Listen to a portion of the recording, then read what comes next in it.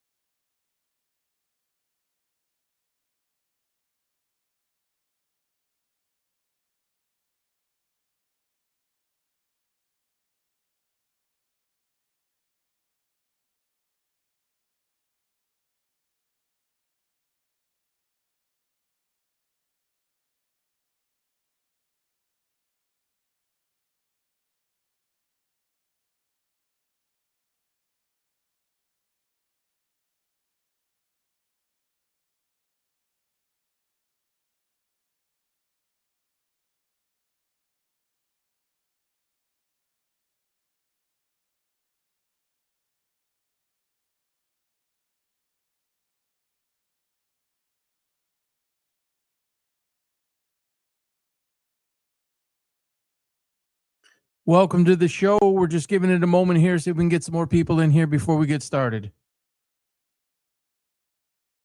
Looks like you're joining in from YouTube, so welcome.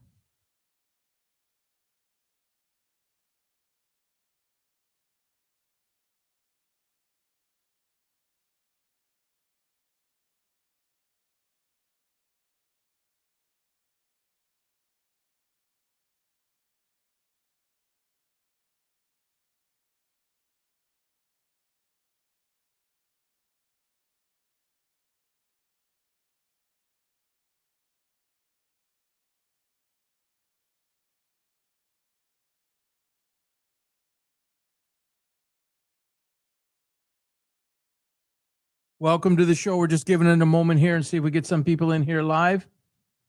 Way more people watch it on replay, but giving it a moment here. Looks like you are on YouTube. So welcome.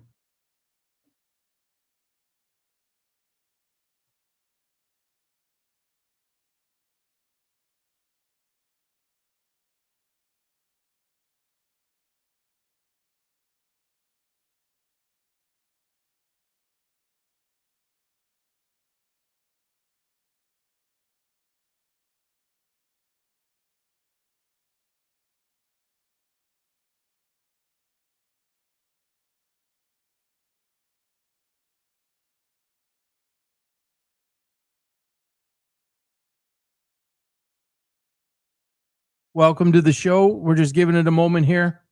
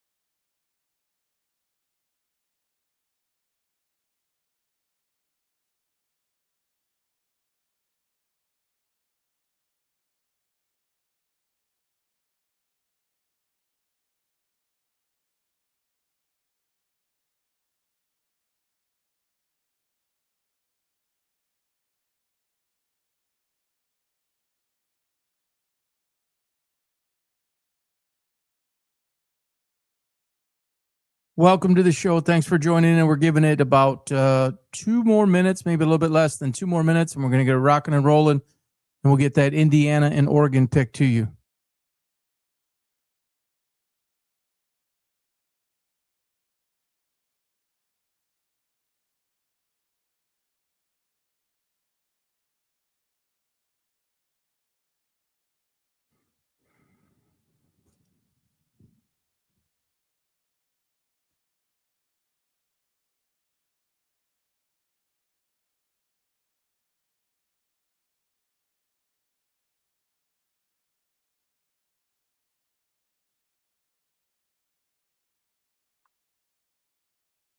All right, guys, I'm going to get started here. Yeah, there we go. I see a few people joining. Welcome to the show. I was waiting for some to come in.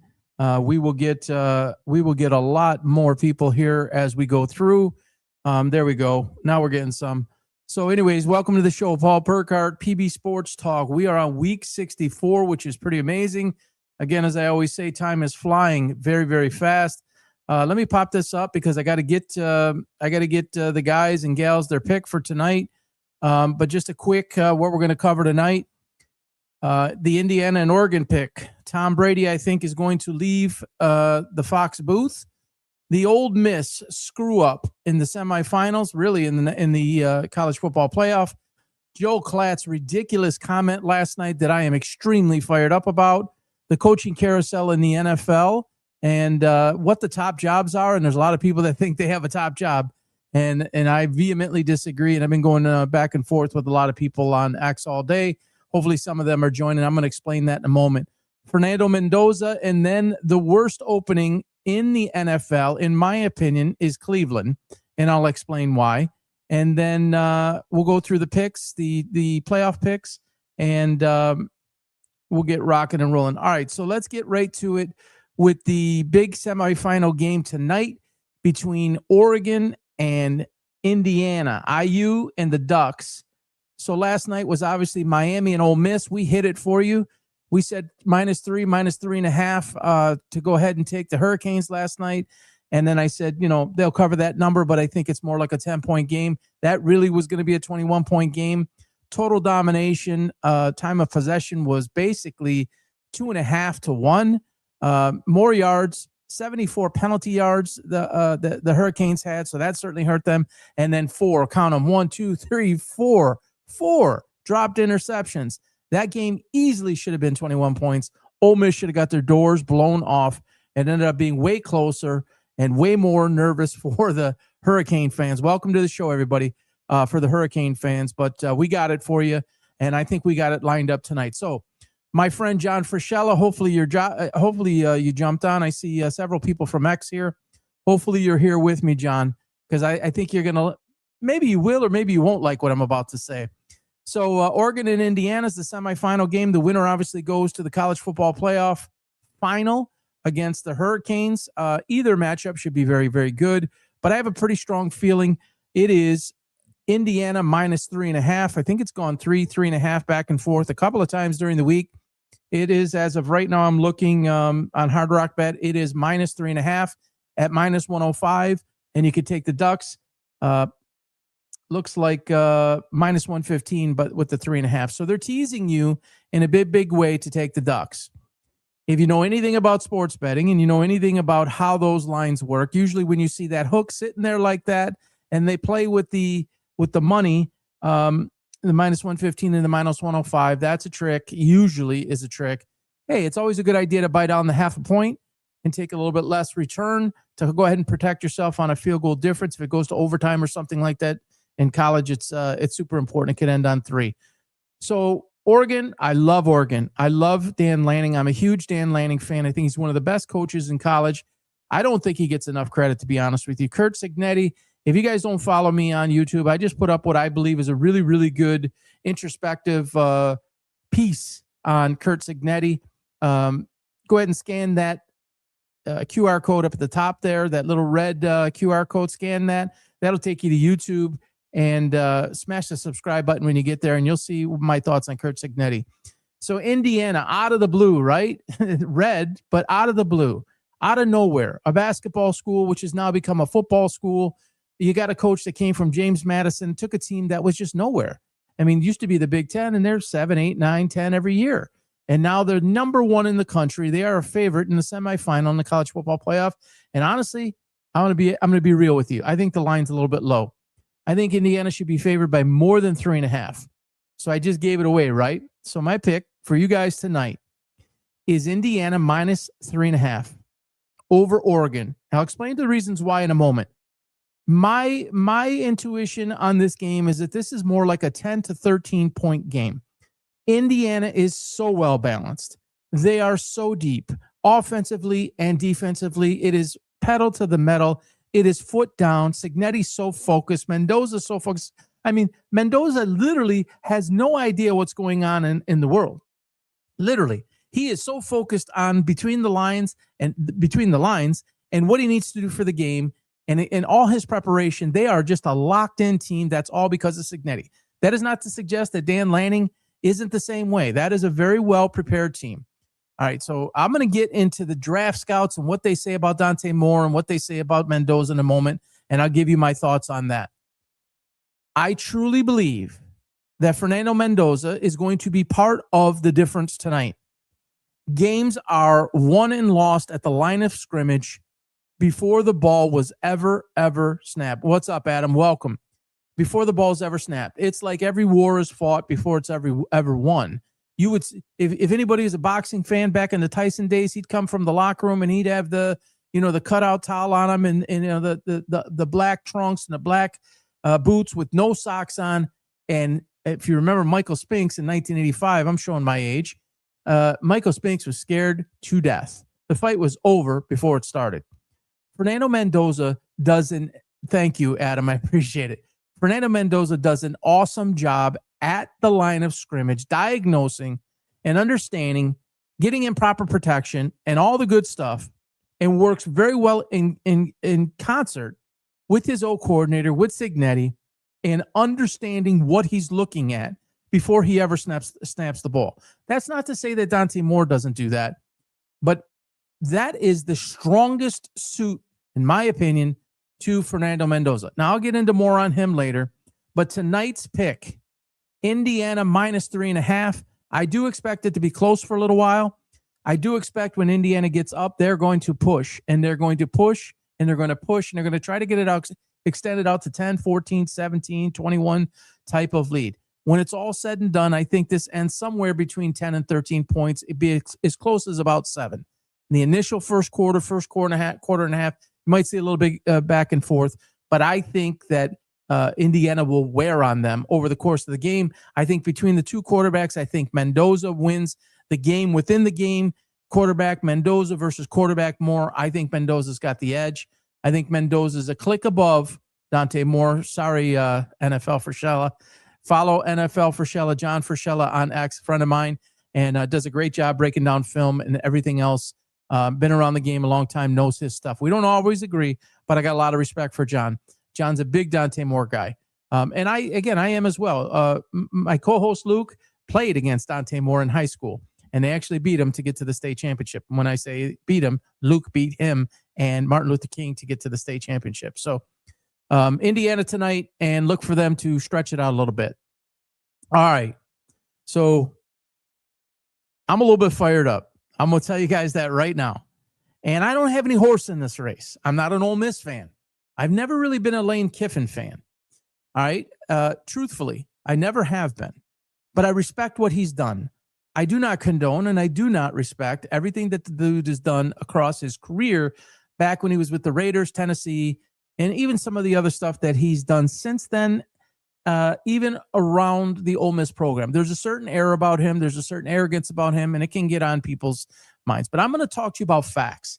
And anybody who follows me or knows anything about me and what my platform is designed to be, it isn't just me getting up here and talking about sports.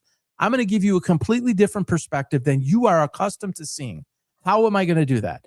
I am a longtime former basketball coach, 7-time champion basketball coach. I have been a business owner for more than 3 decades in my life. I'm obviously a huge fan. I obviously do this, and I obviously cover it. One of the things that I believe in wholeheartedly, sports, life, and business, they are all intertwined, and they go together. So I have a really unique understanding of how to run business. I have a really unique understanding of culture. I have a really unique understanding of leadership of players and teams and how to build a program, how to get to a championship level. That is one part of it, is getting to a championship level. Quite frankly, that's the easy part. The harder part is maintaining that level. One thing to get there, another thing to stay there and continue to evolve. Think about the Patriots, think about the Chiefs, think about teams, the Lakers, the old Laker teams. Think about that. It is so hard to continue on after you get there, because once you get there, you're a target. Everybody's looking at you. Everybody's watching you. You're getting everybody's best shot. So it takes even more to win and to sustain, to maintain, and to kind of leg it out and have the same thing and run it back and keep running it back. All right. So as far as LaneKiffin at Ole Miss, again, I don't condone everything he does because I'm going to get hate. I'm going to get posts. I'm going to get people blowing me up. I'm going to get people calling me names. Just hear what I'm trying to tell you, please. I don't agree with everything the guy does, but I'm going to shoot a couple facts to you. Okay. LaneKiffin has had the longest tenure at Ole Miss, 6 years, the longest tenure since 2004 at Ole Miss. Credit to him there. That's a longer stay than a lot of places he goes. He's been committed to that program. He took it from a dumpster fire and put it on the map, and were in the college football playoff and had a chance to win last night and go to the finals in the college football playoff? Because of Lane Kiffin. Players play, coaches coach. They both need each other. Take that from me as a coach. My players and teams and assistants needed me, and I needed all of them. And when you really put that together and both are working in cohesion, you can really have something magical develop. And that's exactly what happened at Ole Miss. Lane Kiffin developed Jackson Dart, and he developed Trinidad Chambliss, he is from Ferris State, my hometown of Michigan, a itty-bitty school in Michigan, Division II, and they pulled him out of there, and Lane Kiffin developed him. All right? So Lane Kiffin, on that basis alone, is not getting enough credit. I heard Joel Klatt, and I'll get into his comments. I shouldn't say I heard. I read his comments at 11:45 p.m. last night after I dozed off and woke up, and I saw it. And it's just embarrassing. And Joel Klatt has a massive platform to say things that are not clickbait and to say things that are truth, and to just not, some, narrative, just go down some path and say things that aren't necessarily true or fully true. He said that Lane Kiffin, congrats to the Ole Miss players, great season, heck of a fight last night, way to keep it in there, keep your heads up, all doing that while your coach abandoned you. All right, this is a counterpoint. This is a little bit counterintuitive. It's a little bit different form and a way of thinking, but I challenge you all to consider this. Every single one of you, just consider this for a moment. I look at this a totally different way.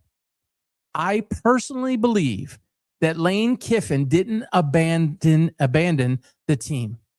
Ole Miss, by brooming out, and I'll get into the details in a moment, by brooming out Lane Kiffin and not granting his request to stay and finish what he started, they abandoned the players. If Lane Kiffin was coaching in this college football playoff, Tulane, don't even count it. Georgia, it's a subpar Georgia team. Miami last night, if Lane Kiffin's the coach, they're advancing to the college football playoff final. I'm telling you guys, they missed Lane Kiffin last night. So everybody got hard up about Lane Kiffin wanted to go to LSU, and Lane Kiffin wanted to leave Ole Miss. Here's the truth. You want to blame somebody? Blame the NCAA. Blame the scheduling. Critique that. Bash that. Don't bash Lane Kiffin. You know why? If it was you, if it was me, and we had the same opportunity to go to a job or to a program that was 10x where you currently were. And if you go on YouTube, you'll see how I took an example and an analogy of an electric vehicle team, person on an electric vehicle team for General Motors, and a person or a spot that Tesla has available. And go to Tesla, the worldwide global leader in EVs, and they want you, and they made you an offer, and you got 10 days to make a decision, and you have to decide, you want to stay with your team at GM, or you want to go for the gusto, and you want to go to Tesla, the global worldwide leader in electric vehicles. Imagine yourself in that position. Well, LSU is 10x the program as Ole Miss. Here's the truth, because that's what I'm going to give you. I'm going to give you opinion, but I'm going to give it to you based in data, and I'm going to give it to you based in fact. LSU has been multiple times a national power before Lane Kiffin. Ole Miss, in the modern era of Ole Miss, was never a national power without Lane Kiffin. Put Lane Kiffin in the mix. The data's right there, guys. 6 years, longest tenure since 2004, and within 0.2 of a percentage point, 743 win percentage to 745 win percentage, which was John Vaught, and he's way back in the 70s. So you're basically looking at the winningest coach of all time in Lane Kiffin at Ole Miss. He got an opportunity to go to LSU. I think you ask any athlete, it's changing a little bit now with NIL, the portal, everything. I get it. It isn't quite, it's different. It's not quite the same as it was, say, three years ago before all of this nonsense started. And that's exactly what it is. It's nonsense. I'm going to talk about that in a moment. So if you are a top flight, high caliber athlete, and you have a choice between LSU and Ole Miss, 3 years ago, 4 years ago, 5 years ago, which one are you going to? Unless you have some tie to the Ole Miss area, family, the school, for some reason. Let's just throw that out the window. Let's just say all things are equal. It's LSU in terms of a football program and academics, and Ole Miss as a football program and academics. Probably 9.5 out of every 10 superstar high school athletes are choosing LSU. If it came down to just those two schools, forget everybody else. If it's those two schools, they're choosing LSU. You don't think Lane Kiffin knows that? If you were a head coach and you were the head coach at Ole Miss and you had the chance to do that, what would you do? You'd probably take the LSU job. Now, do you think that Lane Kiffin wanted this timing? Do you think that that man wanted to build that program for all those years? Yeah, and actually rebuilt his brand too, by the way, and develop Jackson Dart, who I believe is going to be a Hall of Fame quarterback and the best quarterback in Giants history. Yes, greater than Eli Manning. And who's responsible for developing him? Lane Kiffin. The man doesn't get enough credit and he's getting trashed, and I don't agree with it. And again, I don't have any special affiliation or some kind of special feeling about Lane Kiffin. It's just pissing me off how the guy's gotten thrown under the bus and the way Ole Miss has handled this. I think it's in the reverse. Everybody thinks he's the one who handled it wrong. Let me explain something to you as a business owner. Do you know how many employees that I've got stolen from me in the past? Do you know how many employees broke a non-compete, went and competed against my businesses? Do you have any idea? It's a free-for-all out there. Life, sports, and business, they are all interconnected. Life interferes. A person's family, what's in the best interest of their family. And there's underhanded ways, like breaking a non-compete and a non-disclosure agreement and going to directly compete with my company and breaking a rule, and then I have to go file a lawsuit and it's going to cost me tens of thousands of dollars. That's one way of doing it. And then there's another way of doing it for all you football fans out there, Lions fans, if there's any of you here. When Ben Johnson left the Lions last year as OC and became the head coach of the Bears, I believe he for sure took 2, and he might have taken 3, including Antoine Randall, coaches off of the Lions staff and took him to the Bears. Did he get slammed? That's how it works. Have you ever been at a job? Any job? Let's just say you are working for someone. You don't own the company. How many times did you say, you know what? Hey, Susie. Hey, John, you know what? I'm thinking of going over there. Why don't you come with? How many times in your life, if you're old enough, you have probably experienced that not once, but more than once? It's probably happened. Anybody who's a business owner here or who's been in management of any way, shape, or form, how many times has somebody tried to recruit you or somebody on your team? How many times have you tried to recruit somebody on somebody else's team at some other company? Because maybe they're hurting you as a competitor, or maybe they're just really good and you want them and you have a need and you have a spot and you want to recruit them to come join your team. You'd rather have them on your team than their team. So you're going to find every single way to recruit this person. Headhunt, right? They call it headhunting for a reason. So Lane Kiffin wants to leave Ole Miss to go to LSU, which is fully within his right. He asks to stay. He tries to negotiate to stay. LSU gives him permission to do that. He tried to finish what he started, and they did not let him. Now, all of us do not know what happened behind the scenes. We just don't. We are going by reports. I don't have any inside information. I don't have people in the locker room. What I know is, and I think what we all know is, there was a narrative created that Lane Kiffin's a bad guy and Lane Kiffin's an arrogant ass and he's leaving us high and dry. What was the guy to do? How many times have you went to get a job and somebody offered it to you and they give you a week to decide, 10 days to decide? You either take it or you leave it. You snooze, you lose. Okay, so LSU's going and they don't have a coach. They don't have a face to their program. You got recruiting, you got NIL, you got portal. He can't be at Ole Miss and say I'm taking the job while he's hanging out at Ole Miss and there's not some sort of agreement. Ole Miss broomed him. They said, you're either with us or you're with them. You want to be with them and you want to leave the program. You're not allowed to finish. So bye. He didn't like that. And I think it chapped him, to be honest with you. Think about it for a moment. People think he wanted to have his cake and eat it too. Again, when you leave a job, you usually give 2 weeks, right? That's standard operating procedure. If you have a more impactful position, a more important position in the company, a lot of times you'll see a month, 2 months, 3 months. CEOs, when they pass it down to somebody else, it's usually 4 months, 6 months, maybe even a year. Lane Kiffin was not given that opportunity. Why? Because they didn't like him leaving. They didn't like him leaving for somebody else. And they didn't like that he was going to take Charlie Weiss Jr. and some of the other staff and his background. I think it's his background that got him upset. The players are doing it. The coaches are doing it. It's happening everywhere, right? But LaneKiffin has a name, so let's pile on LaneKiffin, Joel Klatt. So here's what Joel Klatt says. I think I told you. Hard not to feel bad for those Ole Miss players. They fought their guts out and stayed together as their coach abandoned them before the biggest games of their lives. Tip of the cap to Chambliss and all the leaders of that team at 11:45 p.m. last night. 191,500 views. Hey, Joel Klatt, Mr. Mouthpiece, Mr. Fox guy, I got news for you, Joel. Here's the truth. You want the truth? The truth is Amazon and Netflix are taking over the sports world in the streaming aspect. Fox, ESPN, all of those will be changed forever here very, very soon. It's not if, it's when, and it's already started. So if you were scheduled to do some playoff game or something like that with your partner Gus Johnson, and Netflix or Amazon said, we want an answer, what are you going to do, Joel? You going to pass up on Netflix or Amazon to get the perfect job?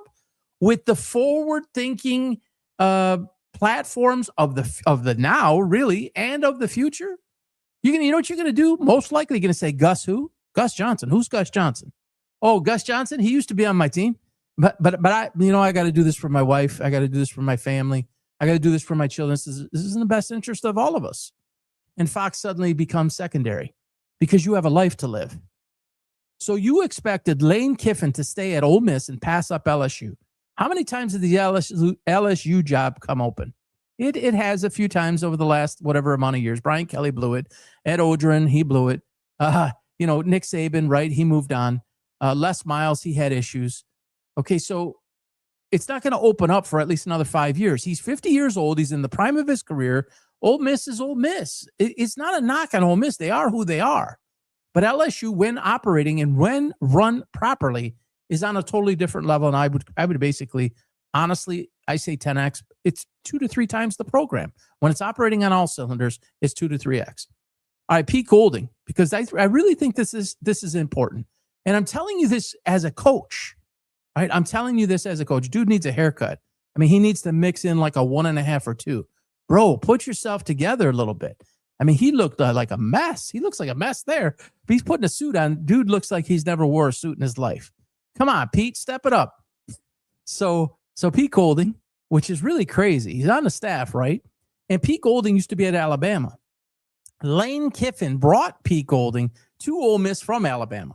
So LaneKiffin was the conduit between Alabama and Ole Miss. Guess who threw LaneKiffin under the bus?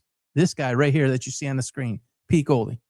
Now, Pete Golding was put in a tough spot. I get it, which is kind of crazy. It's really kind of crazy that they gave him the full-time job going forward, which is really interesting. Why did you not take interviews? That's your interim coach, guys. I understand the timing of it. Again, it's an NCAA problem. It's an NCAA disaster zone with the portal, with the NIL, and the way that the schedule is set up, and signing day, and all of that stuff is a mess. So you probably felt like you needed to have a guy in place. Again, you're pissed that LaneKiffin left. When he left, like it's LaneKiffin that the time is like it's his fault that the timing of when he left is screwed up. That's when schools hire. That's an NCAA problem. So you didn't go interview anybody else, I don't believe. You took somebody from inside. Now, Pete was doing a good job. Pete was really saying all the right things. Pete literally had me at, we recruit on trajectory. That line had me. That was a very good line. I was impressed. And then he got off the rails and he said something to the effect, don't quote me, I'm paraphrasing. I don't have it in front of me, the exact quote. And he says, but I don't care about all that other shit or whatever. And he's referring to LaneKiffin. He's got to keep it tamped down. I got it. He's got to keep the troops focused. I got it. I've been there. I understand it. Outside noise, especially at that level, outside noise, you got to keep it down. In the world that I used to live in, this parent's saying that, this parent's saying this, grade issues over here, academic issues over there. You got all this infighting, not enough minutes. I need to start. I'm not playing.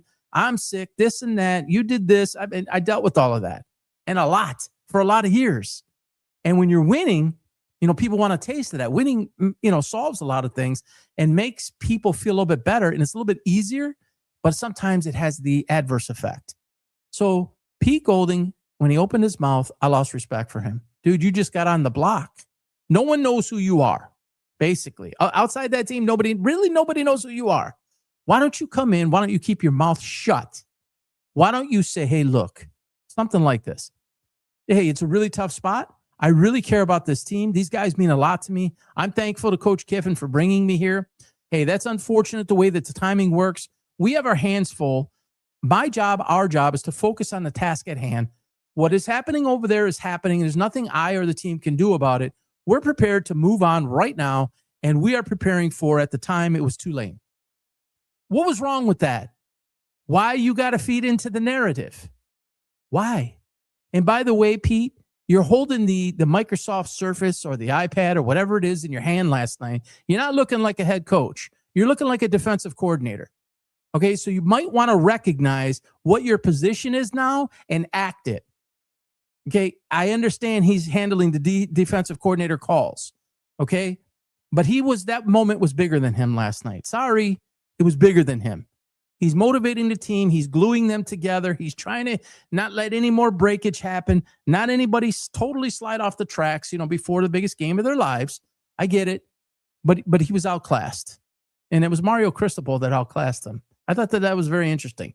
Not only did they get manhandled and out-physicaled, and the clock, 41 minutes, 41 to 18 or 41 to 19, something like that. Again, I don't have that right in front of me either. You got dominated. You got dominated. And what you needed last night was LaneKiffin. You needed LaneKiffin to be able to inject some creativity into that offense, especially early on in the game, because without Lacey's run, you basically don't have anything. And if they even convert on one or two of those interceptions, that's a different game. So I just have a big problem with the way Ole Miss handled it. If anybody abandoned the Ole Miss players, it was Ole Miss. It wasn't LaneKiffin. LaneKiffin simply did what each and every one of us would do, and a lot of us do every day. It's just LaneKiffin's very high profile, and it's a college football playoff, and LaneKiffin has a history. And he went and rebuilt his brand at Ole Miss, but it reared its ugly head again, and so he became the piñata for everybody to just beat on and try to make this Cinderella story bigger, and look what Lane did to us, and let's have this take us over the hump. No. Here's what happened. You lost last night, and if Lane was your coach last night, you're in the national championship game. It's just that simple. And they don't like to hear that, because that's the truth. And I think that's a big, big part of why they were upset, because they realized when he stepped away, their chances faded too. They had a nice run. They had a super setup to be able to play Tulane. They played a Georgia team that's not a typical standard Bulldog team, and they were able to get where they got. But then they got exposed last night against a top-flight defense. I don't want to hear about Lacey's injury too either, because everybody has injuries. So, Joe Klatt, I think he's got 400,000 or 500,000 followers on X. Why don't you use your platform, Joel, to go after the NCAA? And he did. He has. I got it. I do get it. It's destroying college football. It's destroying sports. And again, if you like what you're hearing here, if you watched me before and you like what you're hearing, scan that QR code, because I have a lot of stuff up there on YouTube about the NIL, about portal, about youth athletics, and how sports at the youth level, which is where I was at, middle school, high school, AAU. Folks, I left in 2015 for that reason. And this is 10 years ago, now 11 almost. It is totally disintegrating at the core. It's like an apple that used to be so fresh and juicy, and now the core is rotten. And make no mistake about it, this is a business. It is a business at the high school level, at the AAU level, at the college level, and at the pro level. It is nothing remotely close to what it was 10 years ago, 20, 30, 40. It's not. And I always go back to Bo Schembechler's comment, because I'm from Michigan, the team. In the final game of the season, he says, at the end of this game, you guys will move on and you will never play for a team again. You will play for a contract. And he was right. And that's in the 80s. And again, I'm dating myself. Now It's about money. It's about endorsements. And by the way, this is really important too, and this really bothered me because Chambliss tried to play a victim card here. But 2 weeks ago, he had a tease portal commercial because somebody paid him some money and said, come on in and let's do, I forget which brand it is. Let's do this commercial and tease that you're entering the portal, which was to imply that he was going to LSU. Really, really poorly done. But then they all want to stomp on LaneKiffin. Sorry, it doesn't fly. Not with me. I see right through it. So, and now he's not getting a 6 year of eligibility. It's going to go through the courts.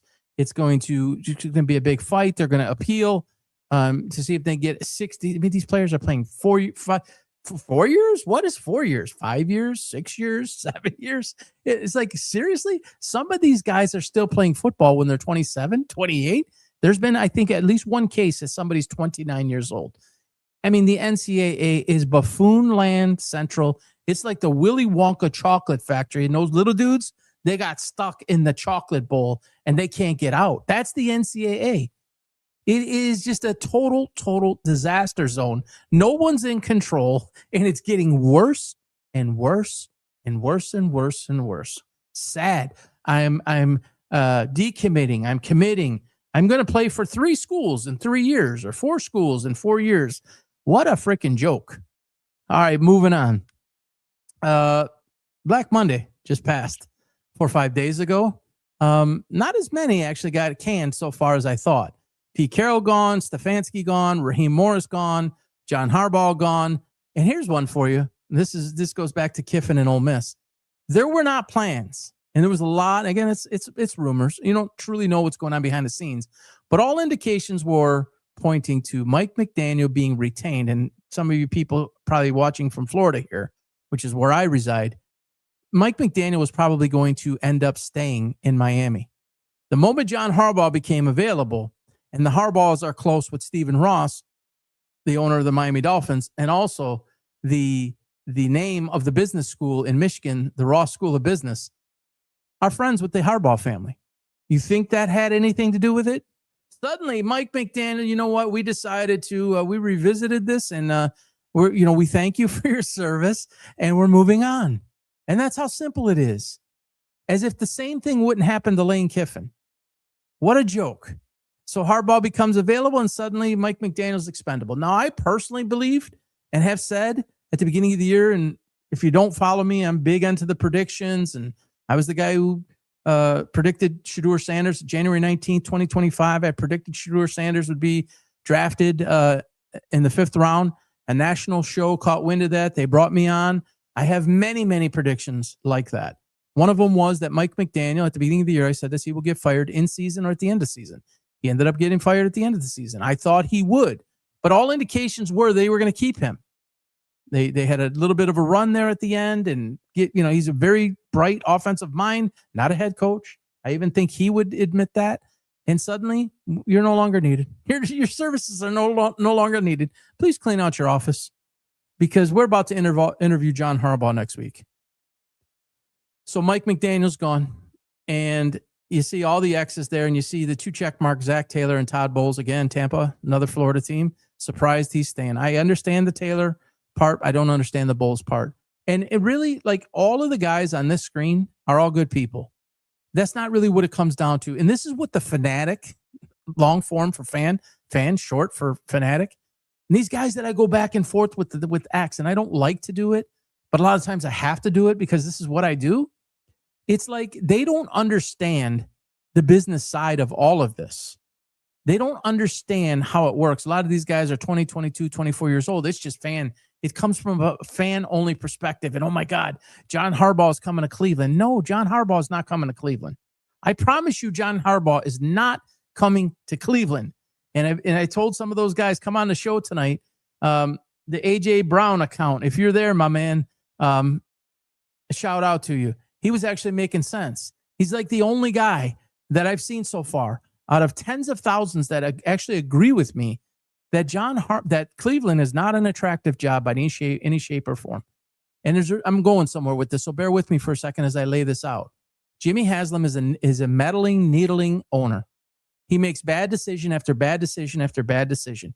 He was a very good businessman, and he has not been a very good football owner, which is really, really unfortunate. It's unfortunate because the Cleveland fans are great, great fans, and they deserve better. Then you have Andrew Berry as your GM, who drafts 2 quarterbacks, one in the 3rd round, Dylan Gabriel, one in the 5th round, the most polarizing quarterback to come out since Johnny Manziel. And if it's him and Johnny Manziel, you could basically say those are the 2 most polarizing quarterbacks since Ryan Leaf. Who does that? And then you have Flacco and you have Pickett, and you're running an audition. You're literally running an audition during the regular season. Hello, bro. That's the offseason. That's rookie camps. That's mini camps. That's training camp. That's where you do that. And if one guy's not working, okay, you're going to change him up. You're going to put the second guy in. But this rotating, door and this, it's just this spinning door of quarterbacks. Like, it's not good for anybody. I have a video up there. It was me nailing Mel Kiper because Mel Kiper went out on a limb back at draft. He had Shedeur Sanders not as just the number 1 quarterback. He had him number 1 on the board. I've never seen anything like it. And Mel, I used to like Mel. Mel's lost his touch, though. I'm going to give it to you on the reel. And he's still sticking up for Shedeur Sanders. I don't know what else the guy has to do. Oh, my God. I don't know what else he has to do. He should probably go and be a rapper or be a marketer influencer because he's not an NFL quarterback. He's never going to play a backup quarterback. Nobody wants him.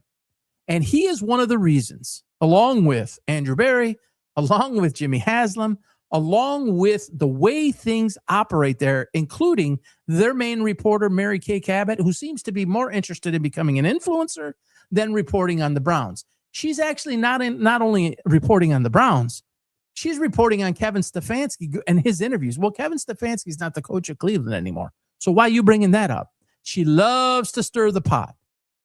Dylan Gabriel, I can't tell you how many of the Sundays that he started. She's on X live tweeting about how great Shedeur Sanders is. It's like, and these guys that I was going back and forth with on X, they don't understand this. Guys like John Harbaugh, Sean McDermott on there, and I have him up there. We'll see what happens. That's possible. It's not likely, but it's possible. Mike Tomlin in the bottom left-hand corner, although I don't agree. Tomlin and Harbaugh are much the same. 18 years, 19 years. 18 years, 19 years, respectively. Both have been to 1 Super Bowl. Both have won a Super Bowl, but only been there once. If you did something 18 times and another one did it 19 times, and what the expectation is, you only got there once, you might want to be fired, right? You are going to be looked at, right? But nevertheless, those are experienced guys. John Harbaugh is 63. What in the world does John Harbaugh want to do with Shedeur Sanders? What does he want to do with a program that is not run properly? Somebody said to me, I personally think he's going to end up in Miami. And if he doesn't end up in Miami, he's going to end up with the Giants. Somebody said, well, what's Miami have that Cleveland doesn't have? Well, you could start with the weather. At 63 years old, he can be just like his brother. His brother went to L.A., and now he's going to go to Miami. And Stephen Ross is going to give him kind of full control. Jimmy Haslam's not going to give him full control, and neither is Andrew Berry. It'll be a tug of war. Why would John Harbaugh at 63, probably the last job of his career, go to the Cleveland Browns? There's so much in flux. And the captain of the Cleveland Browns, Myles Garrett, while a great player and now the official all-time sack leader, is one of the worst leaders that wears a C, maybe in the history of football, between slamming a helmet on Mason Rudolph's head to smashing up 2 cars and nearly killing himself and somebody else, I think. And then in rookie camp this past, before the season, while rookie camp's going on, he's in Japan, in Tokyo, someplace. I don't know exactly where he was. And he's asking for help about an apartment, on his account. While rookie camp's going on, dude, you really should probably be there, not to perform, but to show support. And if you're not going to be there, don't make yourself a topic. Don't make yourself a story while new guys are trying to come onto the team that you claim you're tired of losing on. So there's not much in place in Cleveland. They did have a nice draft. They hit on some guys. Mason Graham from Michigan. There's a few guys. Judkins going to come off surgery now. Schweisinger.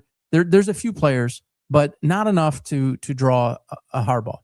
Harbaugh goes to the Giants. He's got Jackson Dart. He's got Malik Neighbors. There's some pieces over there. He goes to Miami. he's going to be able to rebuild the program in his likeness the way he wants. He's going to be able to do it rather quickly. So Cleveland is the worst job of all the jobs that are available. Miami's job, more attractive. Raiders' job, absolutely more attractive. You got Tom Brady, and I'm going to get to Brady in a moment. Pittsburgh, I think Mike Tomlin's going to get fired when he loses on Monday night. Pittsburgh's even a more attractive job. I said the Falcons, the Dolphins, Tennessee with Cam Ward. Those are all more attractive jobs than the Cleveland Browns. Sorry, guys. Sorry, Browns fans. And you deserve better. But the more you defend this BS, the more Haslam is empowered to continue on doing the nonsense. And you deserve better. Take it from somebody. You see this? This is the Detroit. Let me get this right.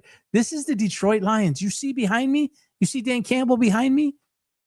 50, 65, 60, 65 years of futility. I'm not that old. But decades of my life, I suffered with the same idiocy. They just did the same thing over and over. And when you're in it, you don't see it. Yeah, we got the best team. You got to come with us. And if we do this, and we do this, and we do this, hey, we're going to go to the Super Bowl. No, you're not. Look what Dan Campbell's had to do to break that old stuff.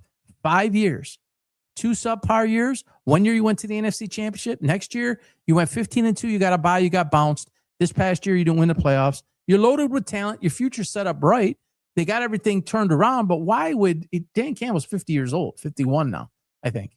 John Harbaugh's 63. You think John Harbaugh wants to take 2, 3, 4 years just to get it to that point? No, he doesn't. So sorry, Cleveland. John Harbaugh's not coming.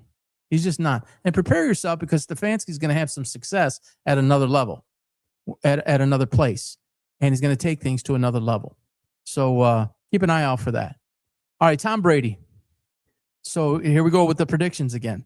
About a year ago, a little bit more than a year ago, I said that Tom Brady was either going to leave the Fox booth at the end of last year the end of last year or at the very latest at the end of this year. So what happened? The Pete Carroll experiment, the bridge, it didn't work. The Geno Smith bridge, it didn't work. Chip Kelly, $6 million to be your offensive coordinator, it didn't work. Now you have the first overall pick. You see that guy on the screen? That's basically a mini-me of Tom Brady. Let me explain that in a moment. The Las Vegas Raiders. I'm a big fan of Vegas. I've been there, 17, 18, 19 times. Love Vegas. Love that stadium. Haven't been inside, but outside just gorgeous. There is no other fan experience in the NFL that will remotely come close to a championship team at Allegiant Stadium in Vegas named the Vegas Raiders. Arguably the biggest brand in the history of sports, the Raiders. They're definitely up there. There's many. There's Steelers. There's several. Okay, I get it. Packers, etc. They're up there. People think of it as, oh, it's Vegas. Nobody wants to go there. Yeah, they do. Yeah, they do. And people from all over the globe go there. And what bigger way to build your product globally than to have it in a place where everybody from the globe comes? Players will want to go there. It's a no-tax state, too, by the way. No state income tax. There's a lot of reasons to want to play there. I mean, it's America's playground. It's the globe's playground. I mean, you can get into some trouble, and those guys don't need to get into any more trouble than they seem to do as it is. But can you imagine that? And so Tom Brady's a 5% owner, I believe. There's been rumblings over the last couple of years that at some point he's going to get it to get it to another 5, get it to 10, or get it to 15%. His initial experiment didn't work out. And he's on my board. You can't because my chair's in the way. But right behind my big head is Tom Brady. At the center of that board, and that's Belichick behind him. Another Michigan guy. Tom Brady, the GOAT, right? There's nothing that this guy touches and goes at half. And if he doesn't get it right away, he's like 10 times motivated to go get it more. So I thought it before, at the end of 1 year, if not 2 years, I feel it even more stronger now because he kind of looked foolish. And how can he manage, the Raiders? And it's a year-round thing, right? You got scouting combine, you got off-season, you got rookie camps, you got free agency, you got training camp, you have the season, you have postseason, you have so much. And here's the thing about Tom Brady. When Tom Brady first started as a color analyst in the booth, I have 4 major color analysts in the NFL. Brady, in no particular order here for the moment. Brady, Romo, Aikman, Olsen. For me, Greg Olson was the best in the world. Romo was second. Aikman was third. Brady was fourth. Not anymore. Brady has become the best color commentator in the NFL, and it's not even close. Now I have it.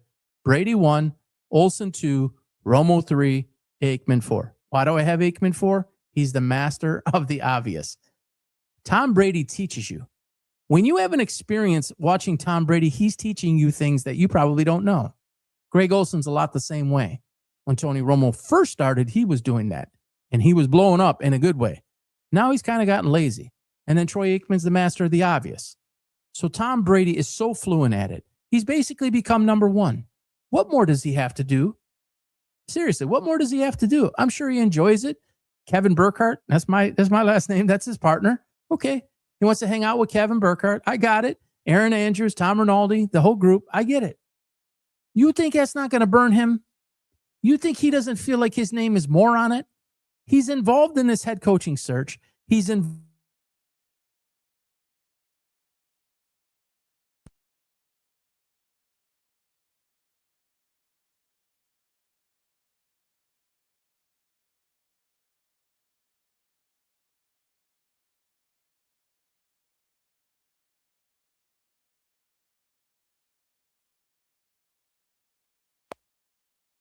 And maybe we'll get on a Zoom call or something. That's not going to happen. He's going to want to be in the building. All right, Fernando Mendoza. So you got all these scouts, and I'm sorry. I love those guys. And there's a place for those guys, the Dan Orlovskis and all these guys. I got Fernando Mendoza. I got him graded as a 4th round. I got him graded as a 5th round. I got him graded as a 6th round. I don't even think he should be in there. And then you have me, who's not those guys. I didn't play. I wasn't a college quarterback or a pro quarterback. And, drawing all these graphs, I come at it from a different angle. I had Shedeur Sanders at 5. Why did I have Shedeur Sanders at 5 and everybody else had him so much higher? Because the Shedeur Sanders can't step up to the line and adjust protection and coverages and read NFL defenses. And why can't he do that? Because it was never expected of him. Because his father enabled him his entire life. His father told him how great he was, and he never really had to work for anything. Not at the standard that you have to succeed and learn at something. He was always given the benefit of the doubt. There was no assistant coach that could come in there. No offensive coordinator, Pat Shurmur, over at Colorado. There was nobody who could come in there and teach Shedeur Sanders something with Daddy Dion hanging out. No, that wasn't working. So you send him into a pro game, guy like Tommy Rees, the offensive coordinator over at Cleveland. It's like, this dude doesn't have a clue what he's doing.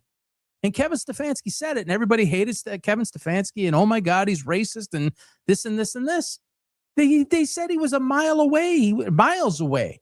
They said he wasn't ready to be an NFL quarterback. He came unprepared. He came unseasoned. He came raw, totally raw. He was a runaround quarterback, street yard, in the playground, on the street, run down the light, run 20 yards behind the line of scrimmage, and a chaos quarterback, I call it. And he'd make some plays. He had some pretty good talent around him. And he'd make some plays. That doesn't convert to the NFL. So where am I going with this with Mendoza? So Mendoza's not a runaround guy. He's not the most fluid. He's not the most athletic. Guess that guy who's right there, right next to him, he was the same way. How did Tom Brady become the greatest of all time? And there's people that would argue that there are others that are better. So let's talk about a couple of those. How about Drew Brees? How about Peyton Manning? How about Phillip Rivers? Are all these guys measurables off the charts? Hell no.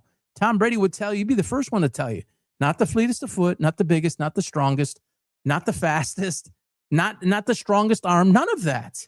He beat you with his mind. How about Phillip Rivers?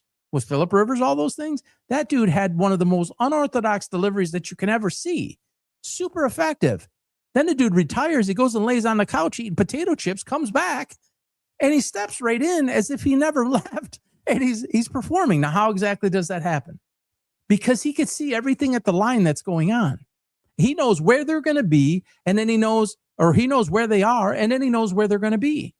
And he understands how to anticipate behavior. Tom Brady did it. Drew Brees did it. Peyton Manning did it. There's guys like Bo Nix that are doing it. There's a lot of the younger quarterbacks right now can do that.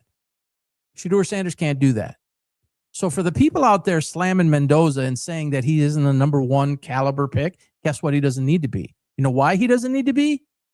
because of that man right there. And because that man right there holds the first round pick or the first overall pick in the first round. And he's going to take him and he's going to mentor him. He's going to mold him. He's going to guide him. And he's going to show him, hey, I was a 6th round pick. You're a 1st round pick. But we're similar in a lot of ways. We're nerdy. You know, we're football nerds. We're these high intellect guys, almost autistic to some degree. And I'm not knocking anybody with autistic. They're just very smart people. And Mendoza's nerdy. Dude has like no life. And Tom Brady had no life. Giselle didn't like that very much because he was football, training, fitness, nutrition. I won 1, I want 2. I won 2, I want 4. I won 4, I want 8. You know what? I did it at New England. I need to go to Tampa Bay and do it. He's going to mold Mendoza to do it the same way, but Mendoza already has it in him. And Mendoza has Curt Cignetti as a coach who's prepping him for a guy like Tom Brady. Shedeur Sanders was in Romper Room. He was in La La Land. He was in video game land, rapping land, marketing, influencing land. That's where he was. That was what was important to him. Do you know who my father is? That's the difference. So when these guys say, oh, he's a 5th round this and he's a 5th round that. He's not a 5th round pick. He's not a 6th round pick. And you know why? Because of who needs him and who's going to take him. And Tom will put everybody that he needs around him. Much like, and here's the guy I compare him to. Again, I'm going to go back to the Lions here. I compare the number one person I compare Fernando Mendoza to, Jared Goff. Jared Goff, number 1 overall pick. Jared Goff didn't have measurables all off the charts. Jared Goff, a snail could run faster than Jared Goff. Actually, Mendoza's a little bit more mobile than Goff. These guys are cerebral. They understand, and they're leaders by example. And so your 5th round pick doesn't matter because of where he's going. Mendoza is not going to be drafted by the Raiders with the expectation that he has to take them to the Super Bowl right now, or that at any point in the future, he has to be, I'm not even going to say Bo Nix. I'm going to say, like, he doesn't need to be Patrick Mahomes. He needs to be Fernando Mendoza. And he needs to use his mind the way Fernando Mendoza needs to use it. And he's got Tom Brady to teach him. Take everything that I have for you. I'm going to put a great OC around you. Take everything I have for you. Let's mesh it together with what you already have. We're going to do some spectacular things together. It's amazing how this has worked out. How could Brady be involved and got the 1st round pick and it's going to be Mendoza? Next year, the year after, could Ty Simpson be better than Mendoza? It's possible. Could Ty Simpson be a little bit similar to Bo Nix? Because that's a little bit where I got him. Very similar to Bo Nix. And if you follow all of my work or you start to follow my work, you'll see my prediction about Bo Nix up there. Bo Nix, I was super high on. Watched him at Oregon, game in, game out. Son of a quarterback. Played at Auburn, went to Oregon. Top shelf guy, leader. All of it, tough, cerebral. Winning at the line of scrimmage before the ball's ever snapped. That's what it takes, folks. You can have how many quarterbacks have you seen? Kyler Murray, as an example. How many quarterbacks have you seen with all-world talent? Can't get it done. Is it always because they don't have enough players? Is it always because they're 5'11" or so like Kyler Murray? No. It's because they can't read defenses. They can't get through progressions. They can't understand the game. They don't process the game. And Kyler Murray was known as not being a studier of the game. Bro, you're a quarterback. It's your life. That's what you signed up for. If you wanted it a different way, you should have took the Oakland A's contract because you were also drafted in Major League Baseball. And you could have went and been a second baseman, and it would have been much easier than playing quarterback. Quarterback's the hardest thing to do in sports anywhere, bar none. It's not even close. Not even close. Especially now. It's more complex because it's ever evolving and defenses are there to learn and beat you at everything you do. So you're constantly have to be one step ahead of them or 2 or 5. Mendoza can do that. He's going to do that. He's going to be successful. And with the first pick in the 2026 NFL draft, the Las Vegas Raiders select Fernando Mendoza. And it wouldn't surprise me in the least if Tom Brady is there. And he greets him, and he's in the green room, or he makes the pick or something, because you're looking at a future Tom Brady right there. I'm not saying that he's going to be Tom Brady. Let me rephrase that. A future Tom Brady-like player. My gosh, Tom Brady. Everybody saw it. He had the picture at the draft combine. It's like, this dude, what are you, a swimmer? You look like you're a swimmer. Yeah, 5'7". Kyler Murray's probably closer to 5'7" than 5'11". You're probably right. Actually, I think he's 5'10". But they stretch it a little bit to make it look good, because 5'10", he can't play. 5'11", he can play. So Mendoza's going to do some things. So look out. It's going to be fun to watch how that all takes place. All right, let me swing back here real quick. Make sure I covered everything there.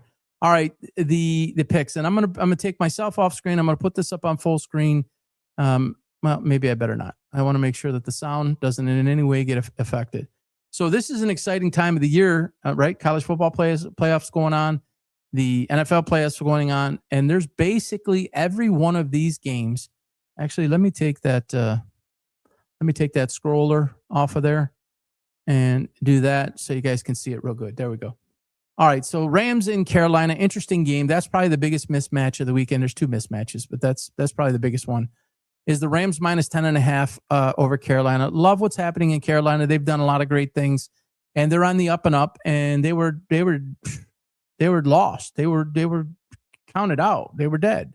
And here you want to talk about they list him at 6 foot. Bryce Young. I'm happy for Bryce Young. Dude got benched. He came back. He didn't make it about him. He made it about the team. He went behind Andy Dalton, and he learned and he grew. And you see the optics of it, and you see it from the sidelines and from a different perspective. And you decompress that way, and you watch a vet, not a great quarterback in Andy Dalton, but a vet. And you sit back and you learn, and really happy for them. And I like where they're going as a team. The Rams backed into the playoffs to a large degree. And that's why Sean McVay was playing his players, from whistle to whistle, start to finish, because he needed to figure some things out. And, you're going into the playoffs, and are you playoff ready? I'm not sure if they're playoff ready, but they're playoff ready for Carolina. 10.5 points, that's a big number. It's on the road too. And that game's not supposed to be, right? The Rams had their chance to have that game at home, and they didn't. That's why you always got to finish strong. You got to bury teams. Kurt Cignetti, and, let's see. Do we got a score yet? Let me see here. I don't even have it up. Can you believe that? Sports guy. What am I doing? Let's see, 7-7. So exactly like I expected. As I said in the open, I think it'll be close for a little while, and then Indiana will wear on them over the course of the game, and it's just bang and bang and bang and bang and bang, and eventually I think you're looking at a 10 to 13 point victory for Indiana. So the Rams, I think, are going to beat Carolina. That's a big line, but I think they're going to cover it. All right, Green Bay and Chicago. Some people in the neighborhood, if you're watching, I know somebody put out a post. We live in Florida, so the weather's nice. I guess you could do it even if it wasn't nice. But a guy says, "Hey, everybody, you want to come on over? And you want to watch Green Bay and the Bears? Come on over. I got the large screen TV in the driveway." And there are, where I live, you got Bears fans, you got Cleveland, Buffalo, Bills Mafia fans, like the complex, and melting pot, and people from all over the country. And all these different teams, and they put their flags out, and Michigan, there were Detroit Lions fans in here, University of Michigan fans in here. There's a whole bunch. And so there's Bears fans in here, and there's Ohio State too is in here. Baltimore Orioles, Philadelphia. So the Bears and the Packers, that should be a good game. I believe that the Packers are going to win on the road, minus the 1.5. I do not think Caleb Williams is a structured quarterback. I think he's a chaos quarterback. It's got to come down to 2 minutes. It's got to be helter-skelter. He seems to succeed. I mean, Ben Johnson should go in a 2-minute drill for the full 60 minutes or every possession that they're in, and they have a better chance to perform better instead of getting behind. That's who he is. That's another guy that struggles with progressions, and that's another guy who struggles with that accuracy. I think Green Bay rises up, and I think they win this game. What an outstanding game. The Bills at Jacksonville, another Florida team. And I got to give Luke credit. And I put it out there too. I said the two surprise teams in the NFL would be the Raiders and Jacksonville. And if you follow me on X at PB Sports Talks with an S on the end, you'll see that. You'll find that graphic. Just do a search, and it's half of the graphic is Jags, half of the graphic is the Raiders. I expected them both to be kind of like Jacksonville played this year. The Raiders were the opposite. So they did shock the NFL. Both teams shocked the NFL. One got the first overall pick, and the others, whatever they are, 13 and 13-4 and playing a home game against the Bills. Guys, I'm going to go with Jacksonville here. And I know there's some Bills Mafia people that follow me, but there's too many issues with Buffalo. There's injuries. There's not injuries. There's, there is injuries. And Allen's got an issue with the ankle, but there's too many issues on that team. There's not enough offensive firepower, in my opinion. Defensively, they can be a sieve. Jacksonville's playing well on both sides of the ball. Plus 1.5. That's all name right there. You got minus 1.5 at even money for Buffalo, and then plus 1.5 at minus 122. Amazing. So I'm taking the plus 1.5 at minus 122 or playing the money line, excuse me, all day with Jacksonville. The Niners and the Eagles, another great matchup. Eagles favored by 5.5. I got Frisco, guys. Give me the 5.5. The Eagles are too helter-skelter, in my opinion, and I don't know what happened with Jalen Hurts in terms of he doesn't want to run the ball anymore. And the Eagles are far less effective, or far more effective when he runs and far less effective when he doesn't run. Not that he should be a running quarterback first, but when he's active and he's mobile and he's a threat to get out of there, defenses play them differently. And his teammates, they tend to play better. They get open better. They're harder to stop. They're harder to defend. So if he runs and does what he's supposed to do, they should win that game. But you got to give me San Francisco in the 5.5. All right, the Chargers and the Patriots. Everybody who follows me knows I am a massive Justin Herbert guy. 2 days before the 2024 NFL draft, not because he got drafted that year, but when I was talking about potentially Malik Neighbors going to there, what he needed, as a wide receiver, I had said that at that time, currently in 2024, 2 days before the draft, that he was a Hall of Fame quarterback. Nothing has changed. That dude's nails. He's playing with a broken hand. They gave him this last week off, but it's unfortunately not going to make a difference. You're going West Coast, East Coast. You're going to play cold New England. New England is stacked. They're playing really, really well. Drake May playing out of his mind, extremely well coached. I would probably buy that down to 3, get it to an even 3, but New England -3 or -3.5 over the Chargers. And then Monday night game, which is always interesting, a playoff game on a Monday night. The next man to get fired, most likely the next man to get fired is Mike Tomlin. Crazy that this game is at home for them. It's not going to matter. Houston has a ferocious defense. They will be all over Rodgers. He's not going to be able to move, which we know he can't. It's can they protect him? And you want to talk about a guy who wins at the line of scrimmage? Aaron Rodgers done it his whole career. Now, he was a mobile guy. He's not anymore. He still can do that actually a little bit here and there. He was a mobile guy his whole career, but he beat you with his mind. Had all the skills, all the tools, right? Every gifted talent you could want, but he beat you with his mind. And that's how he's able to still perform at the level he's performing. But it's not going to be enough against against the Houston Texans. Texans -3 on the road over the Steelers. And so that wraps up the pro picks. All right, so let's see. Any updates here on the let me do a refresh. We got 7-7, and Indiana is on Oregon's 29. So this is about when you're going to start seeing it factor. I was thinking more like halfway through the second quarter and then into playing an NFC South winners like getting a practice game before the real test starts. Yeah, it's true. Now at the Oregon 17 first down. So they're about to go up 14-7. Hopefully you guys followed that pick. So guys, 64 weeks. This has been fun. I enjoy it a lot. I thank you for your support. Next week, I'll have some information coming. I've continued to tease this. First and goal at the 6. Yeah. I just don't think Oregon's going to be able to keep up with them. They can be a sieve on defense. James Madison, of all teams, exposed them. And, they're not lighting it up offensively. They did against James Madison, but against a disciplined team like Indiana, it's just not going to happen. You better not have to try to score 40 or 35 with Indiana. I just don't think it's going to happen. I think Indiana can get there. I think they can get 31, 34. But if you're expecting Oregon to have to get 34 against Indiana, I mean, good luck expecting. So next week I should have, let me get this off of here. I keep teasing it, but I'm going to have some membership plans and programs available for those that follow me. Give you a quick sneak peek, a little bit more of a sneak peek here. Behind the scenes information, certain picks behind the scenes. I give a lot of free ones away on X at PB Sports Talks with an S on the end.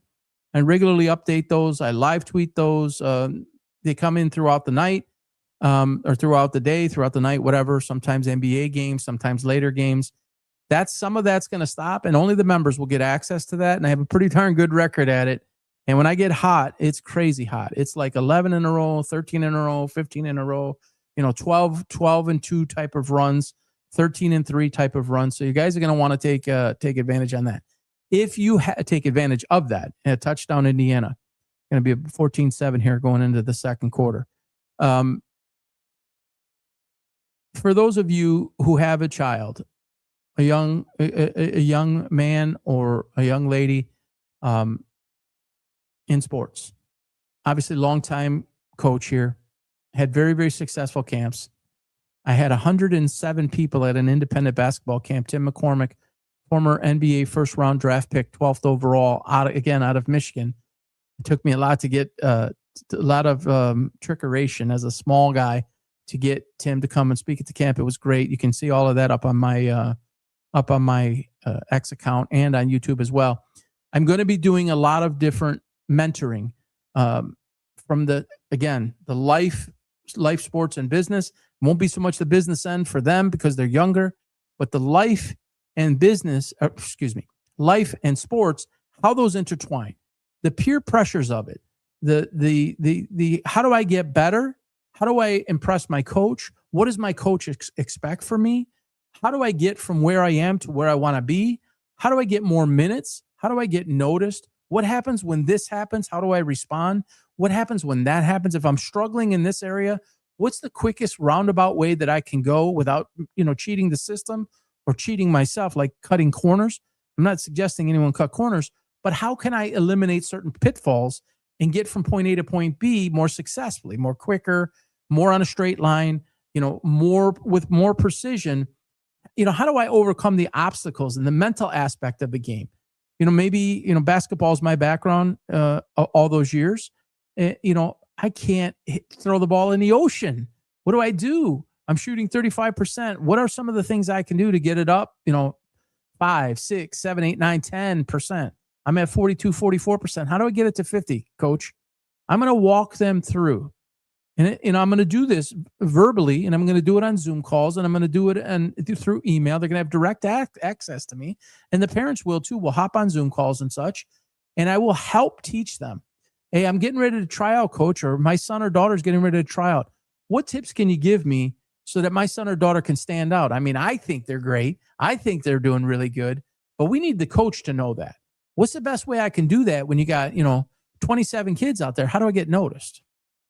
With the politics of it. What sport do I decide on playing? How many sports should I play? How do I decide, is basketball for me, is football for me? I like them both. Should I play track should I run track right after basketball? I'll give you a tip. The answer is yes. I'll give you another tip. Play as many sports as you can. As much as a coach, and there's a lot of coaches like this, as much as a coach, I didn't want my guys playing football because they get hurt, and then basketball season starts right after football. And then track starts right after basketball. It's like, I didn't want them to get hurt. But the truth of the matter is, playing multiple sports, playing for multiple coaches, it helps you learn multiple disciplines. It helps you learn different communication styles. It helps you learn how to interact with people different than just the core group of 6, 8, 10 people, 12 people in basketball, let's say. So very, very important things will be discussed. And these are important things. They are important now. They're important leading up to when you're going to play. They're important playing, when you get to that level and you are playing. And it doesn't matter if you're in middle school, you're in AAU, high school, maybe you're preparing for college. And coaches as well. I want to coach, but the parents are all over me. I can't stop yelling at the officials. How do I build a team? How do I build a program? I'm taking over a program that hasn't been very successful. What would you recommend that I do? What's the best things I can do? I'm taking over a program that was very successful. I've never been around this type of success. What should I prepare mentally for? How should I prepare my team? What should I do? What should I focus on? How do I run a practice? How do I run my communication style? How do I get through to everybody? Because if you got 12 people on a team, it's almost a guarantee all 12 need to be talked to a different way. And there's some you can be harder on, there's some you can't be as hard on. And there's a certain way to do that without showing favoritism. There's a certain way to do that navigating through to make sure you respect everybody and don't disrespect anybody. It's very difficult. And there's a ton of pressure. It's harder now to coach than ever before. And it's part of the reason I'm going to be doing this. It became so hard to do what I was doing. By the time I was done in 2015, in my final year, 2014 was my most successful year ever, our most successful team ever. 2015 was my final year. It was really, really difficult. The demands of time on an athlete, I call it a distracted society that we live in. Whereas when I grew up, it was, man, I was laser focused. I didn't have Netflix. I didn't have Amazon. I didn't have the internet. I didn't have an iPhone. I didn't have an iPad. I didn't have any of that. Or an iPad, iPhone, iPod. It was the first thing that came. I didn't have any of that at the time. There was no such thing. There wasn't even really cable. You had a couple channels. So it's like, what did you do? You did your homework and you went and played sports and you woke up the next morning and you went and did the same thing and you repeated it over and over, and the games were on Sundays. That's how it was for me growing up in grade school. Maybe you can relate to that. It's not like that anymore. So there's distractions everywhere. And unfortunately, there are things everywhere set up to make you fail. A lot of people don't like when I say that, but I'm always going to give it to you real. The system is designed to fail. The system is designed to make it hard. Whether with intent or without intent, it's very difficult. The politics of it is really hard. Bobby, Billy, Joey, Stevie, their moms know the other moms, or the dads know the other dads. They know the coach. They're getting in. Bobby don't have a chance. What do? Do I leave? What school do I go to? Do I leave school? What AAU team do I do? Do I take him off the AAU team? Do I put him in a travel team? Or her? Do I put him in the school team? Which is better? What are the reasons? How do I decide? How do I build a plan? How do I not live vicariously through my own children and try to make up for what I didn't accomplish as an athlete, and I'm going to do it through them? And by gosh, I almost said something else. I cannot stand this. You want to talk about rubs me the wrong way? I cannot stand taking advantage of children for what used to be, use the athletics to get an academic scholarship, and now it's using for a meal ticket. It's no longer just an academic scholarship. It's how can I make them so good and robotic, like a Todd Marinovich, if you know the Todd Marinovich story and what he did to his son, to make him this robotic figure. And he turned to drugs because he needed an outlet, because he didn't even have a life. And he wanted him to be the greatest. I mean, Tiger Woods' father did that too. I mean, we all have issues, but look at what Tiger turned to. There's usually something that doesn't come of it very good. There's deep challenges when you do that. If you push too hard, you got issues. If you push for the wrong reasons, you got issues. If you want them to play a specific sport, but it isn't really what's best for them, you have issues. It's not going to work out well. Because their friends are playing hockey doesn't mean he can play hockey, or doesn't mean he should play hockey. And he shouldn't feel the pressure to have to play hockey if he wants to play something else, or he doesn't want to play hockey at all. Doesn't mean that he should go through that because two of his buddies are doing it, or his brother's doing it, or his cousin's doing it, or whatever the case may be. There's a process by which you sort through all this. And I've never had any children. I don't have children. I mean, coaching for all those years, I feel like I had hundreds. Owning businesses for decades, employing a lot of people, managing over 1,000 people in my life I've managed. You know, you have a lot of experience even though you don't have children. But when you are a parent, sometimes the blinders are on and you don't know kind of how to handle it. How do I discipline? How do I say no? What should I say yes to? Listen, it's your child. I'm not going to tell you how to parent your child. I'm just simply going to give you tips on how you can help navigate through that. Maybe it's something you hadn't considered. I will help you from a school perspective, what they're looking for, an athletic department, what they're looking for, academics and what they're looking for, the coach and what they're looking for, players and some of the peer pressures that come along with it. Maybe you're new to sports.